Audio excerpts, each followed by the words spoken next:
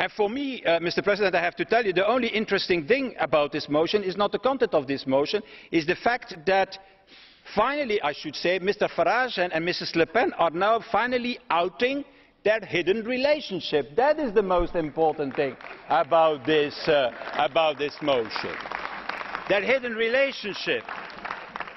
That they follow, in fact, the same populist strategy, and that was the contrary what Mr. Farage said to his voters in Britain. And indeed, it's proof of the fact that Ukip is a hideous, racist, xenophobic, wait, it's not finished, I have not finished, an Islamophobic thing. And that are not my words, it are the words that are not my words, these are the words of the founder of Ukip, Mr. Alan Scott himself.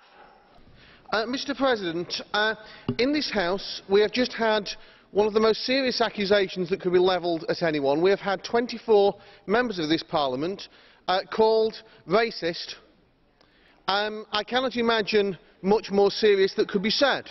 That is in direct breach of Rule 11, which states that members of this Parliament shall treat each other with respect in accordance with the principles laid down.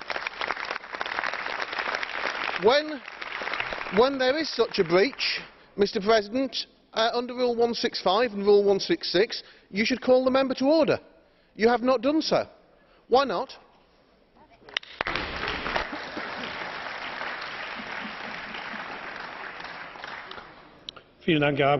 Thank you very much, Honourable Member. And I'm pleased that you're interested in those. I'm not surprised that you're interested in those rules. What Mr. Verhofstadt said was a quotation from the founder of UKIP in the description of the UKIP party by the founder of UKIP. I didn't hear Mr. Farage actually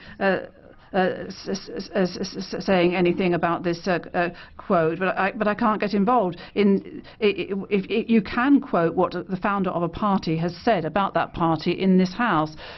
A rule of order from Mr. Carver. Thank you, Mr. President. Mr. President, I pick up on what my colleague Mr. Arnott was saying, and I feel it is clear, irrespective of everybody's political views in this Parliament, that there was clear inference from what Mr. Verhofstadt said. And I would ask you, Mr. President, to look at those rules far closely.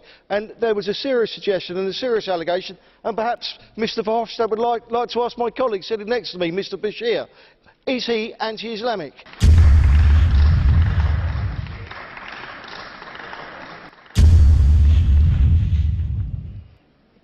Let's carry on with the agenda. I'll now give the floor to Mr. Wolf on behalf of the EFDD.